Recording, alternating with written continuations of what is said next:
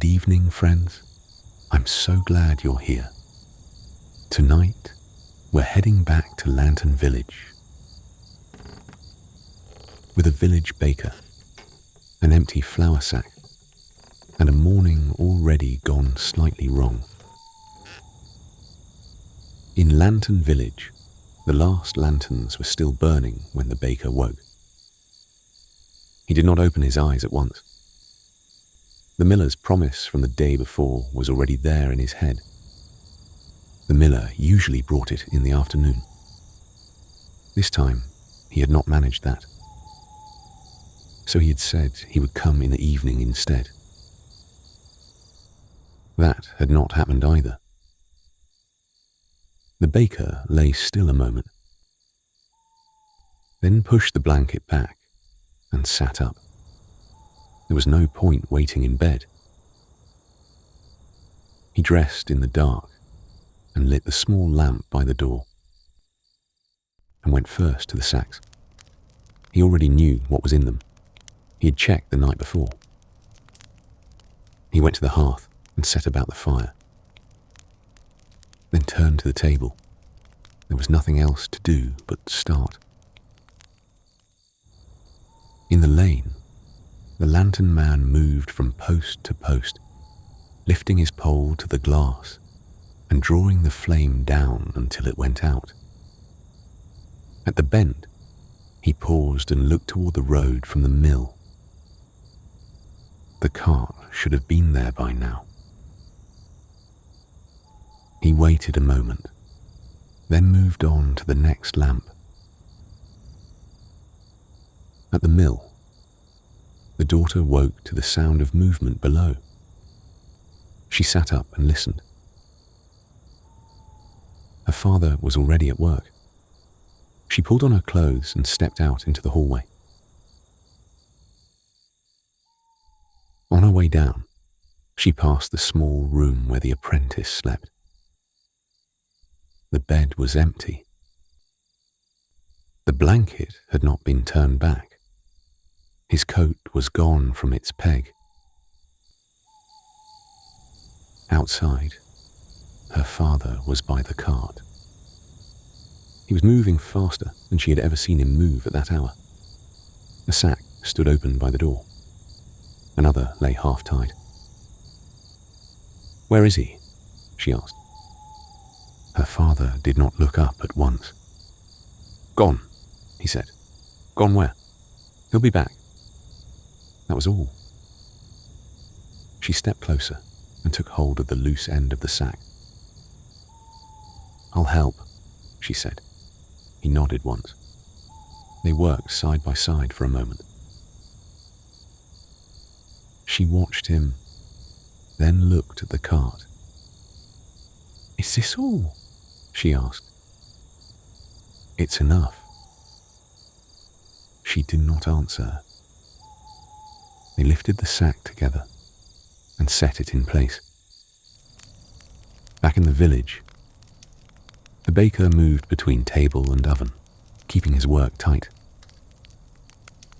He measured what he could spare and set the rest aside.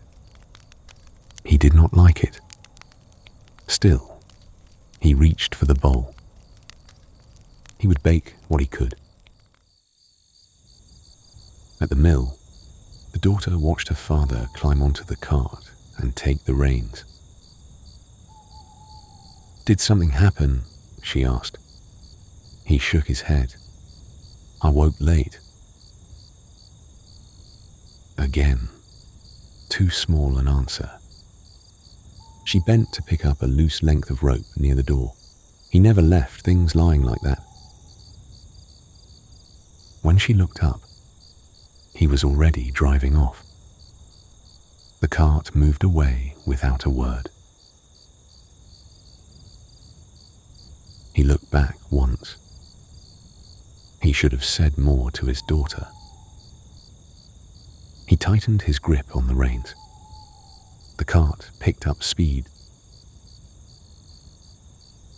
At the bend, the lantern man stood with his pole lowered. He looked toward the road and saw the cart at last. He watched it pass,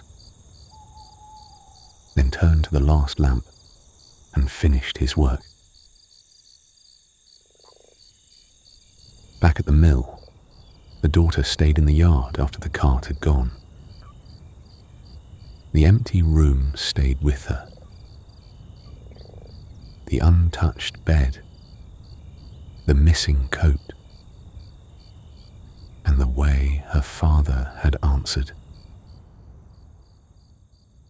In the village, the first knock came early. The baker had only just begun when it sounded at the door.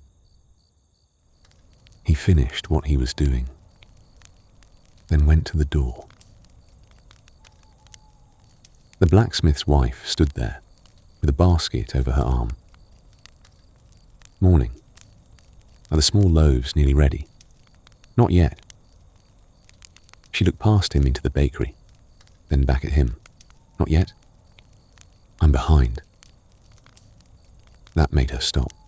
He's not often behind. "Is something wrong?" she asked. "The flour hasn't come." She gave a small knock, but the face changed.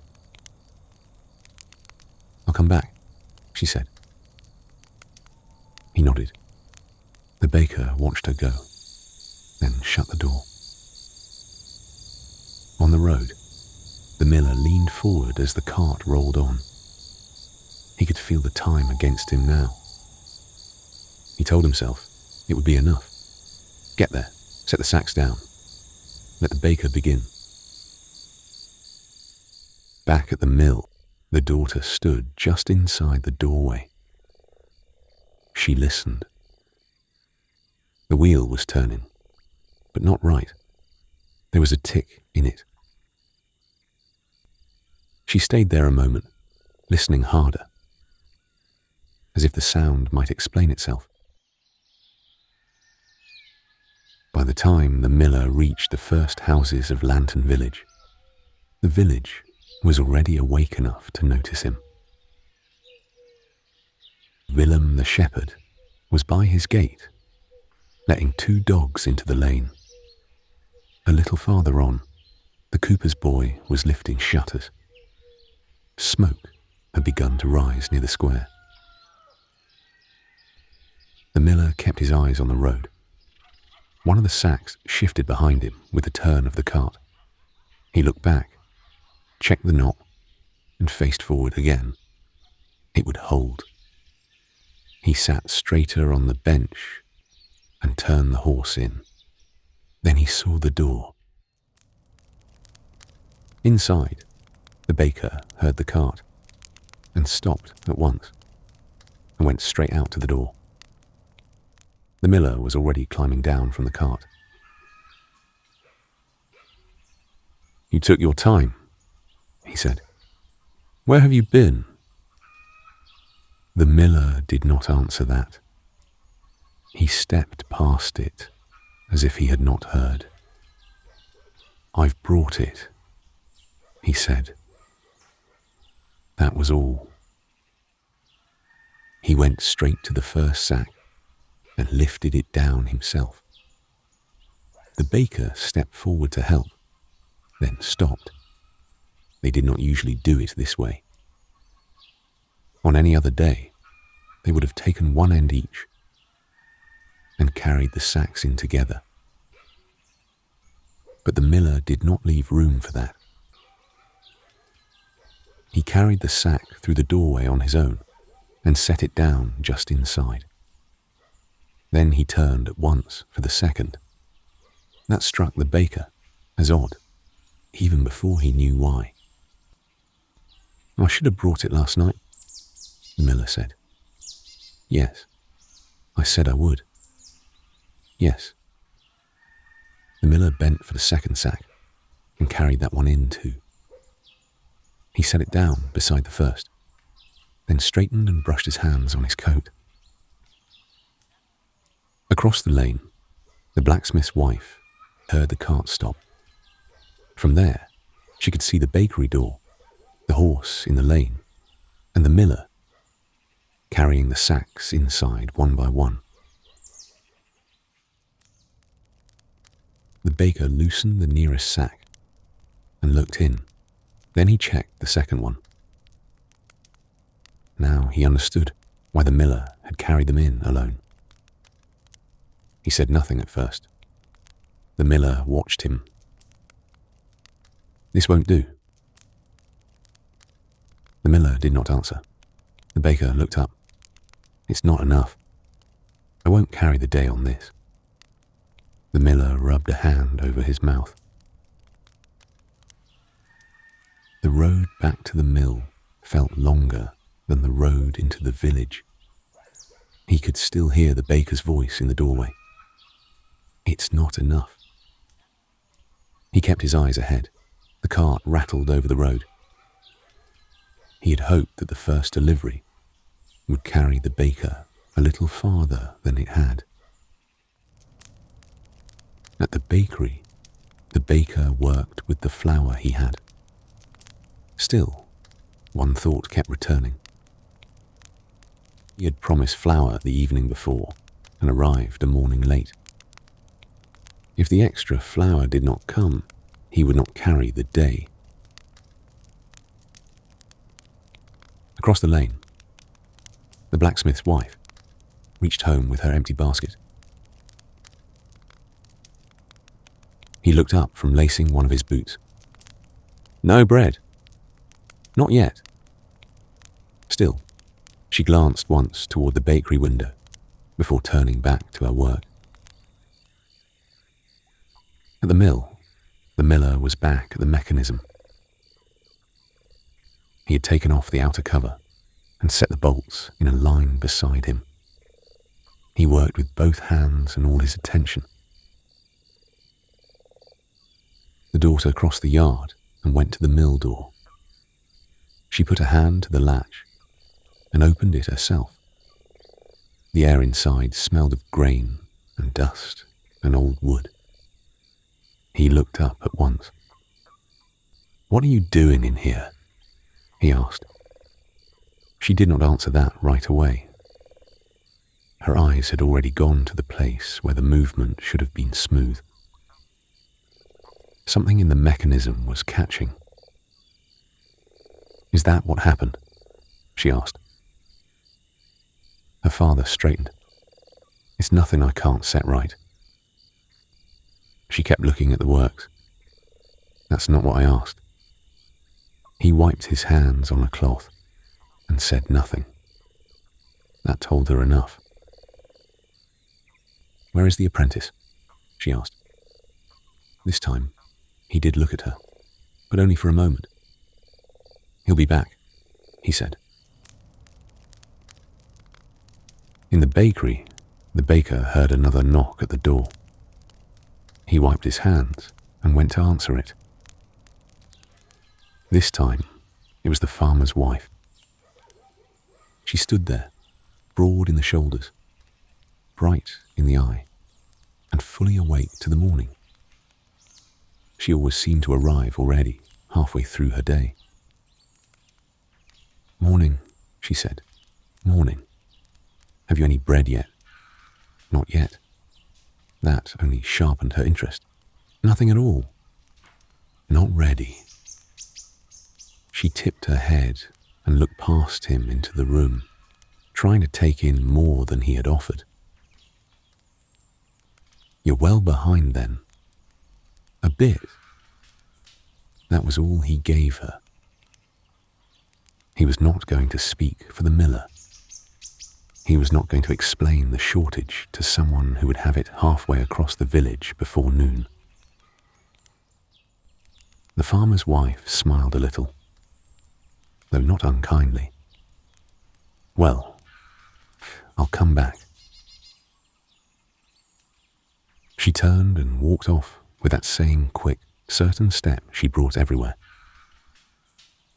Before she had gone very far, she'd already met the churchwarden's sister near the lane. "No bread yet," she said. At the mill, his daughter was still there. "You should go back inside," he said. "I can stay." "No." She looked at him a moment longer, then nodded. She left because she had already seen what she came to see. He should have told the baker at once. He knew that now, but he had thought he could spare himself the shame of it. He trusted himself longer than he should have. Back in the village, word moved faster than bread. The farmer's wife mentioned it at one gate, then another. The church warden's sister passed it along to the seamstress. By the time the innkeeper heard it, the story had already become simple enough to travel on its own. The baker had no bread. He did not hear her come in. Her father was bent over the works, with his sleeves rolled back. His hands were blackened with grease and dust. A cloth lay over one shoulder. She stood still and watched him for a moment. The trouble sat in the gear assembly. One tooth on the wheel had worn down badly. Another looked chipped at the edge. Each turn caught there and pulled the whole thing out of rhythm. Her father reached in with a tool, adjusted something, then turned the wheel again by hand.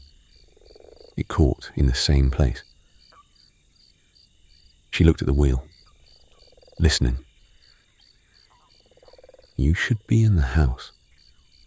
You should have been at the bakery. That made him stop. For a moment, he did not answer. Then he turned back to the works.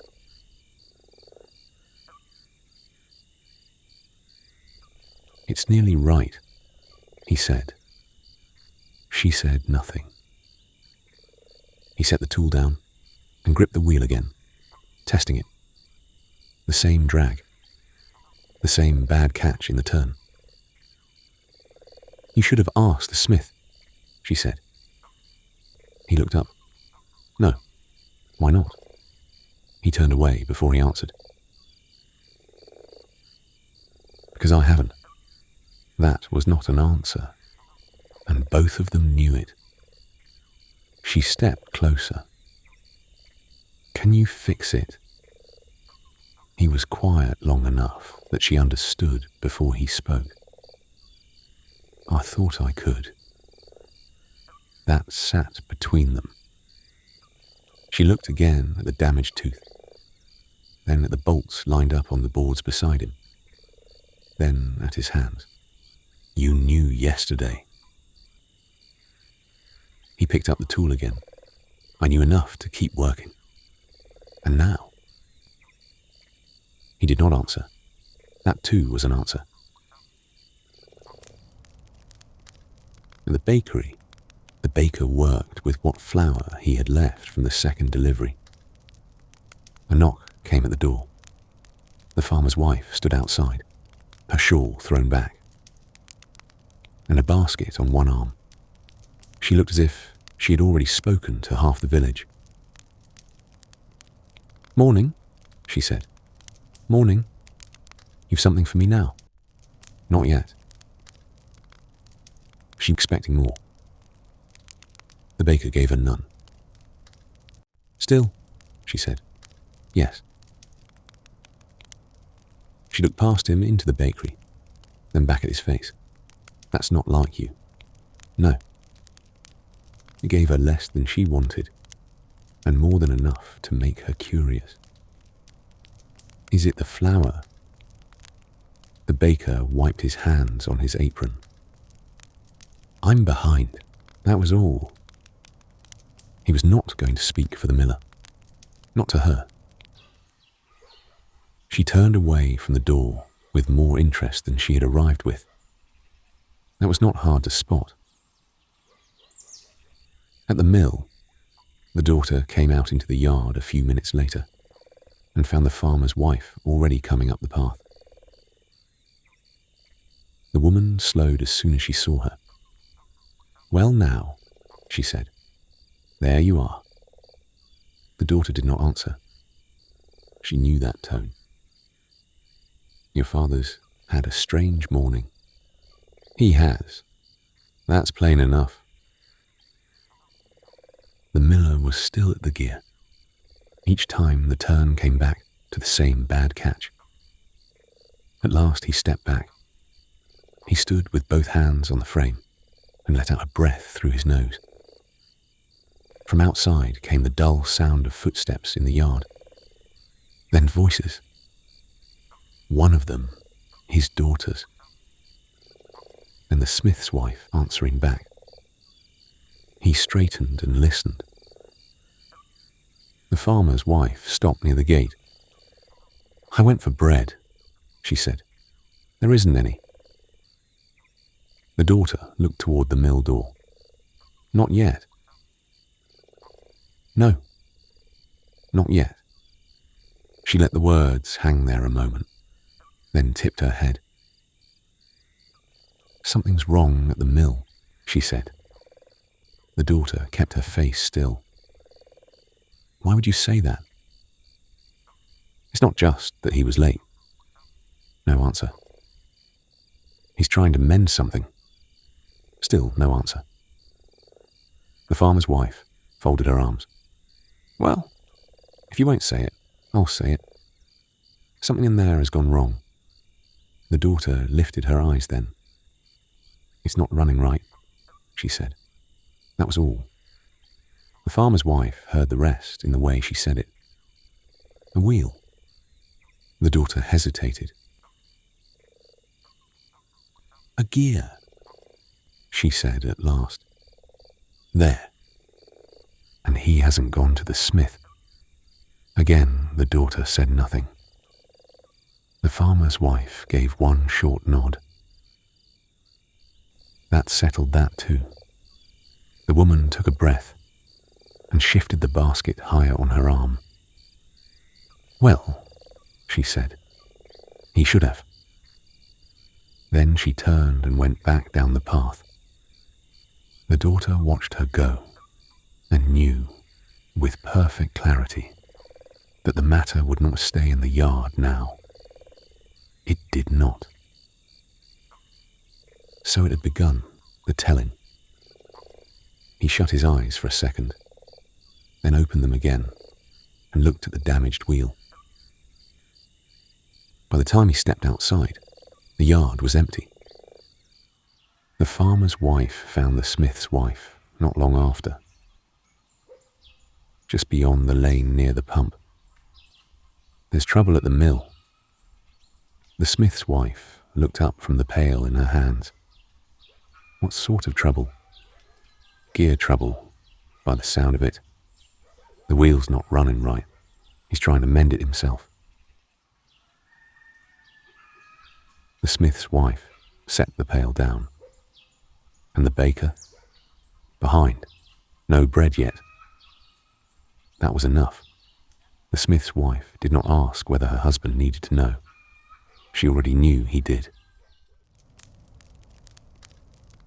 At the bakery, the baker turned back to the dough and worked until the measure in the bowl told him what he had been hoping not to confirm. He stopped. There was not enough left to keep going. He stood still for a moment, looking down at the board, then at the cloth, then at the flour in the bowl. That was it.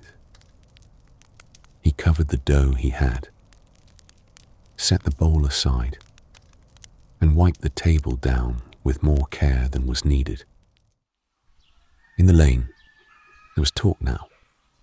No bread yet. Something wrong at the mill. The baker behind. The miller in trouble. Each person would tell it in their own order.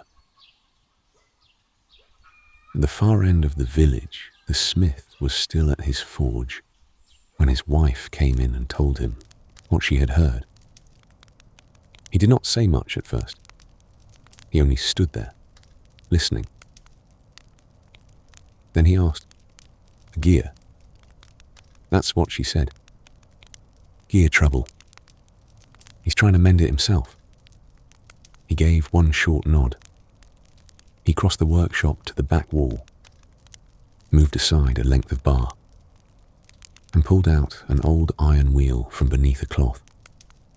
It had been kept for years. He held it up, turned it once in his hands, and checked the teeth by eye. "It'll do," he said. Then he set it on the bench and went to the fire. At the farm, the farmer listened to his wife and nodded once. "If he's short," she said, "the whole village is short." He went to the storehouse without another word. 2 sacks stood against the wall, set aside for lean days.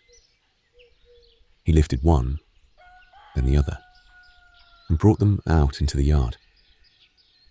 "Take these," he said to the twins. "Straight to the baker. Don't drop them." They grinned, each taking a side, and set off down the lane between them. The sacks were heavy, but they carried them steady. At the bakery door, they knocked once and pushed in together. "We've brought flour," one of them said. The baker looked up, then at the sacks, then back at them. "From your father?" They nodded. He did not ask more. Set them there. They did, and he was already moving again before they reached the door. One of the twins stepped back into the lane and called it to the first person who passed. "He's baking again." That was enough to carry it. At the mill, the smith came up the path with the iron wheel under one arm. The daughter saw him first and stepped aside to let him pass. Her father was still at the works. The smith did not greet him. He set the wheel down beside the open mechanism and looked. The miller straightened. "You heard," he said. "I heard enough." The smith picked up the damaged gear and turned it once, then set it down and lifted his own piece in its place to test the fit. It caught where it should have turned. "Too large," he said, "but close." The miller watched him. "I can bring it down," the smith went on. "File it, set it true, it'll run." He looked up then. "You should have come to me." The miller did not answer. "I'll take it back," he said. "Have it ready before night if the iron holds." The miller nodded once. The smith lifted the wheel again and turned for the door. The daughter followed him out into the yard. "Will it work?" she asked. He shifted the weight on his arm. "It will run," he said. "That's what matters." She turned at once and set off toward the village. At the bakery, the door stood open now. A small line had formed in the lane. People stood with baskets and cloths, talking in low voices, each with their own version of what had happened. "No bread this morning. Something wrong at the mill. He's baking again now." The words moved from one to the next. Inside, the baker worked without looking up. The daughter came through the line without stopping. She stepped inside and waited until he set one piece down before speaking. "The smith's fixing it," she said. He looked at her then. "The gear," she went on. "He had one. It just needs to be cut to size." He looked at her then. "The mill," she said. "The gear was wrong. He had a piece for it." The baker was still a moment. Then he nodded. "Good," he said. The smith set the wheel on the bench and worked the edge with a steady hand. He did not rush it. The iron would not take kindly to haste. He checked the teeth, marked what needed to come down and set the piece near the fire again. Footsteps came past the open door. The twins stopped when they saw him. "Can we help?" one of them said. "No," he said, without looking up. They stayed anyway. He worked a moment longer, then set the tool down and glanced toward them. "You," he said, pointing with his chin. "Water, from the well." The boy nodded and ran. "And you," he said to the other. "More coal, from the shed." That one went just as fast. The smith picked the wheel up again and turned it in his hands. The metal had begun to take shape. At the well, the boy lowered the bucket. Two women stood nearby, speaking low, but not quiet. "No bread this morning," one said. "They say the mill's broken. They say he knew. They say a lot." The boy pulled the rope and set the bucket on the stone edge. He did not stay to hear the rest. He carried the water back, careful not to spill it. By the time he returned, his brother had the coal piled near the door. "Set it there," the smith said. They did. He took the wheel back to the fire, heated it, then worked it again while the metal was still right for it. The twins watched, quiet now. At the bakery, the line had grown. People stood with baskets, talking while they waited. He let it pass. There was dough on the board, and that was what mattered, and reached for the next piece. Behind him, the oven was coming back to heat. From time to time, someone spoke to him. He answered what he had to, and nothing more. At the mill, the daughter moved between the yard and the doorway. Seen the way he had looked at it, that stayed with her. Inside, her father stood near the mechanism but did not touch it. There was nothing left to try.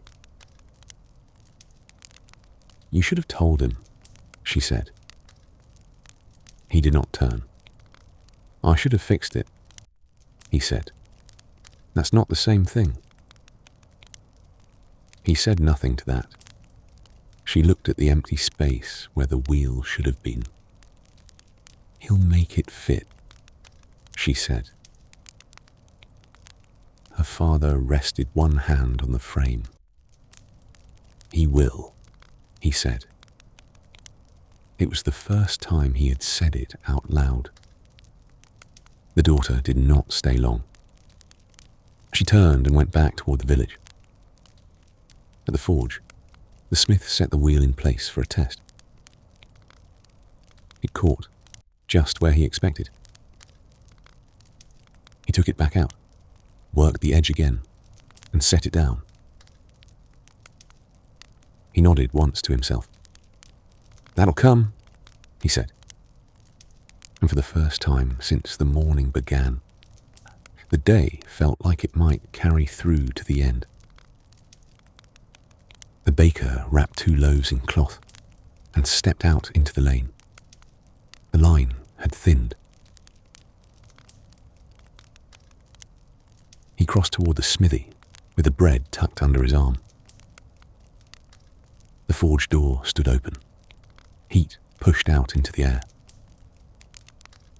Inside, the smith worked with his head down while the twins moved around him, each with a task they took seriously. The baker stopped just inside the doorway. "For you," he said, setting the bread on the bench. The smith looked up, then at the loaves, then back at the baker. "You didn't need to." "I did." The smith gave a short nod and went back to the work. The twins glanced at the bread, then back at the iron, as if both mattered. The baker returned to his door. The last of the line moved forward. The smith's wife came. Then the farmer's wife. Each took what there was without much talk. When the farmer's wife reached for her purse, the baker shook his head. Not today. She paused, then gave a small nod and took the bread. At the end of it, the shepherd came up the lane. "That all that's left?" he asked. "It is." The loaf was smaller than it should have been. The shepherd weighed it once in his hand and shrugged. "It'll do." The baker wrapped it and passed it over.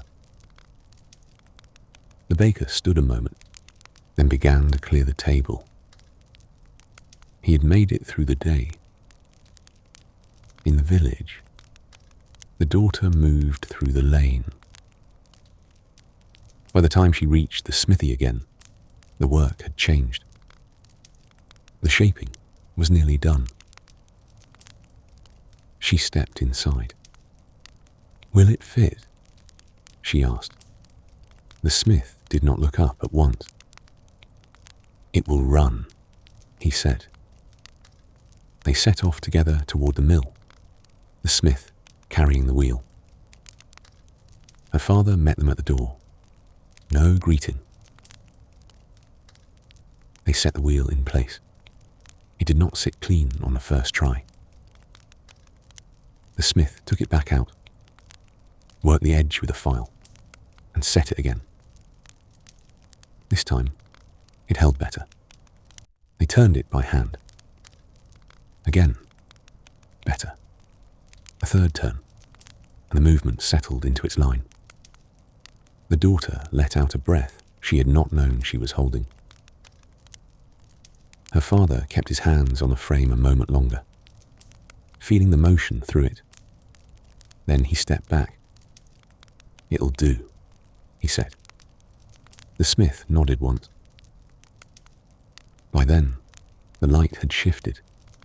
It was later than it should have been for starting work, but there was no choice left in it. "I'll get to it," the miller said. The smith lifted the tools he had brought and turned toward the door. The daughter followed him out into the yard. "I'll come with you," she said. He did not object. They took the road back toward the village together. For a while, they walked without speaking.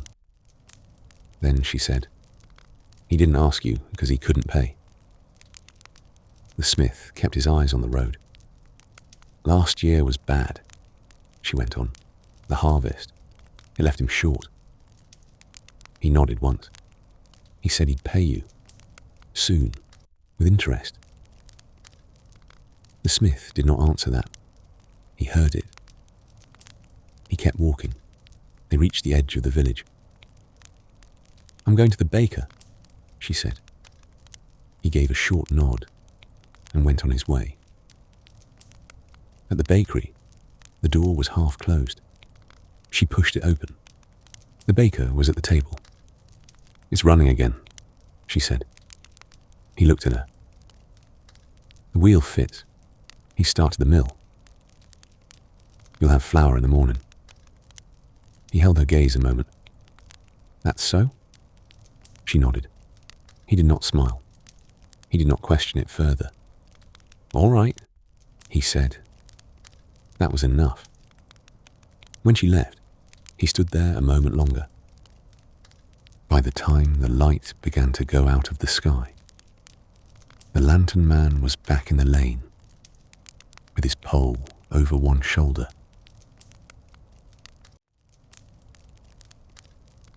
Stopping at each post to bring the flame up under the glass. At the edge of the village, he looked toward the mill and saw light there too. The wheel was turning again. Even from that distance he could tell. The sound carried differently now. Cleaner. The drag was gone. He stood a moment, watching the faint movement at the upper window, then turned back to his own work and lit the next lamp. Inside the mill, the daughter worked beside her father where she could. She held the sack open while he tied it. She swept flour from the boards into a smaller bowl so none of it was wasted. The wheel turned above them with its old, even rhythm.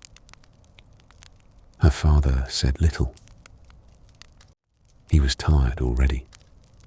She could see it in the way he bent and straightened, in the pause he took each time he reached for another sack. But he did not slow. She had brought bread back from the bakery and cut it into thick pieces. She found a little cheese, an onion. It was not much, but it was warm. She set it on the workbench near him. "Eat," she said. "In a minute." "You said that before." He glanced at her then and almost smiled.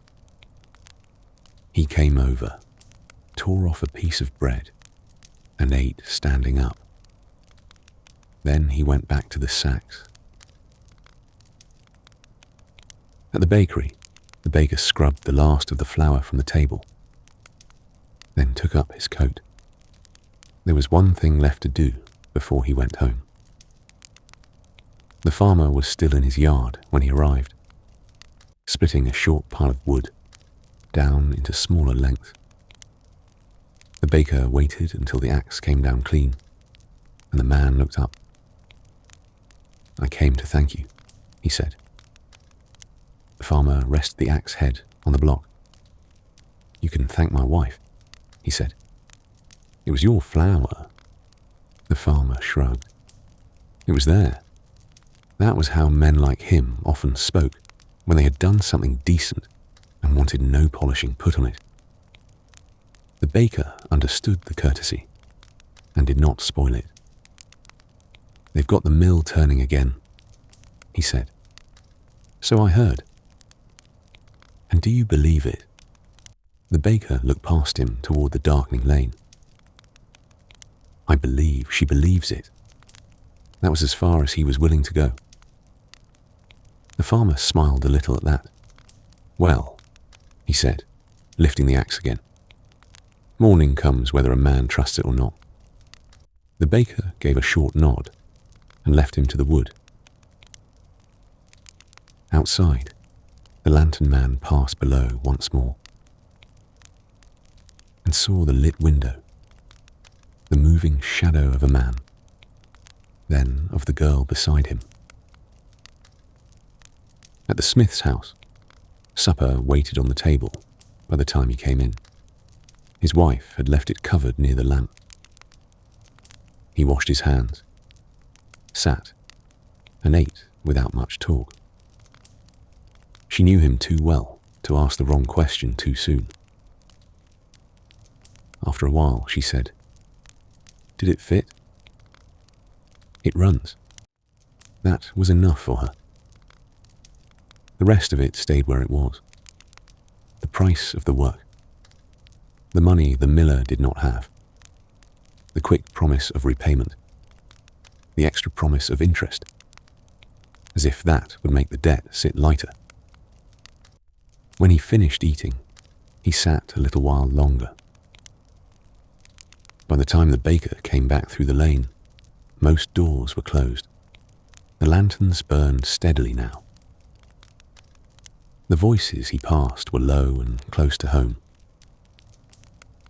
He walked more slowly than he had earlier in the day. He was tired enough to feel it in his knees. He reached his own door, let himself in, and set the lamp low. At the mill, the work went on. The daughter carried another empty sack across the floor and set it ready. The turning of the wheel had become the night's only measure. She stayed longer than she meant to. At last he said, "You should sleep. So should you." He did not answer that. Instead, he tied another sack and stood a little longer than was needed before lifting it clear. Much later, when the house and the village had gone quiet, and the lanterns stood over empty streets, the miller filled the last sack he meant to fill. It was still dark when the daughter rose. She dressed by the small light of a lamp, careful not to wake her father where he had fallen asleep the night before. He had not moved.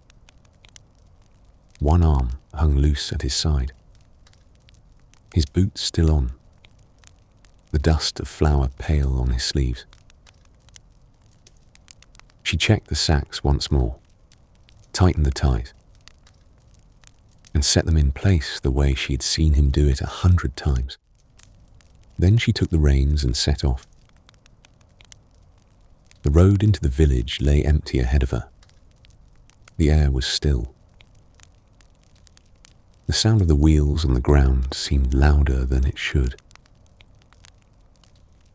At the edge of the village, a light moved ahead of her. The lantern man was finishing his round. He turned at the sound of the cart and saw her coming. The sacks behind her, outlined in the dim light. He watched a moment as she passed, then gave a small nod and went back to the last of the lamps. She did not speak.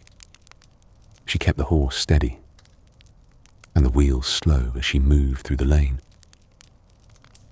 No one else was out yet. That was how she wanted it. When she reached the bakery, she drew the cart close and stepped down. She lifted the first sack and set it by the door. Then the second. She worked quietly, placing them where they would be seen at once. She turned to go. "Early," the baker said. She stopped. He stood in the doorway, not fully awake. "It's here," she said. He looked at the sacks, then back at her. "So it is." He stepped out and put a hand on one of them, as if to feel the weight for himself. "You brought it?" She nodded. "We'll have more," she said. "He's still working." The baker held her gaze a moment. "All right," he said. That was enough. He bent, took hold of one sack, and carried it inside. She left him there and drove back the way she had come, the sky only just beginning to change. Inside, the baker set the sack down and went straight to the hearth. He reached for the wood and stopped. There was not enough. He stood still a moment, then let out a breath through his nose. He had forgotten. The day before had taken more from him than he had kept track of. He stepped outside and looked down the lane. A few lights had begun to show behind shutters. Then he saw it, by the smith's place, near the wall. There was a small stack of wood left from the day before. He walked toward it and lifted the first piece. "I'll bring it back," he said under his breath. He carried the wood inside and set it by the hearth. A few minutes later, the fire took. In the mill, the daughter returned and slipped back inside, washed the dust from her hands, and lay down without waking her father. She was asleep in a moment. An hour later, the miller woke with a start. For a second, he did not know where he was. Then he saw the sacks lined along the wall, the cleared space where the work had been, and the light coming in at the edge of the door. He pushed himself up and looked around. The wheel was still. He turned and saw his daughter asleep. He stood there a moment, looking at her, then let out a slow breath. "All right," he said, though no one had asked. Outside, the lantern man moved through the last of his route. The smell of bread reached the lane before the door opened. It moved along the houses and into the turns. A line formed. The farmer's wife stood near the front, watching more than she spoke. She looked past the people, into the bakery, then back again. "Looks right today," she said to no one in particular. No one answered. Inside, the baker worked without looking up. By the time the daughter woke, the house had been set in order. The floor had been swept, the table cleared, the tools put back where they belonged. She lay still a moment, taking it in. Her father stood by the door, tying a sack. "You did this," she said. He did not turn. It needed doing. She sat up, looking at the room, then at him. He pulled the knot tight and set the sack aside. "That one's for the baker," he said. She nodded once. That was enough between them. At the bakery, the line moved at a steady pace. As he walked, he heard pieces of himself carried in other people's mouths. They say it broke in the night. They say he knew before. They say the girl brought the flour herself. He let it pass. When the miller came in, he set another sack down without comment. "For yesterday," he said. The baker glanced at it, then at the man, and gave a short nod. "That'll do." He went back to the dough. The farmer's wife leaned a little to see past the doorframe. "So it was the mill after all," she said, half under her breath. The baker did not answer. He passed a loaf across the counter and reached for the next. The farmer's wife took her bread and stayed a moment longer than she had to. "You had people worried," she said. "So I heard," the baker said. "And now? Now I'm baking." She smiled at that and stepped aside. Outside, the village had settled into its morning. The miller came out of the bakery and turned toward home. Halfway down the lane, he saw the smith. He changed course and walked to him. "I'll have your money soon," he said, "with interest." The smith looked at him, then at the road beyond him. "We'll see," he said. That was all. The miller stood a moment longer, then nodded and moved on. Back at the bakery, the last of the bread went out before noon. The board was cleared again, the oven left to settle. The room held the heat of the morning's work. The baker stood with his hands resting on the edge of the table and looked at the empty space where the loaves had been. It had gone quicker than most days. Better, too. He wiped the board clean and set the cloth straight. Outside, The line was gone. The village carried on.